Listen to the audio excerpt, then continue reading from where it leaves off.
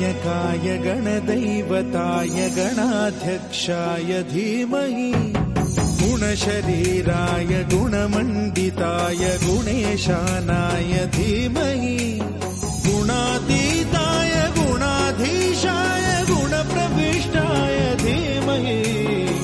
एकदन्ताय वक्रतुण्डाय गौरीतनयाय धीमहि गजेशानाय भालचन्द्राय श्रीगणेशाय धीमहि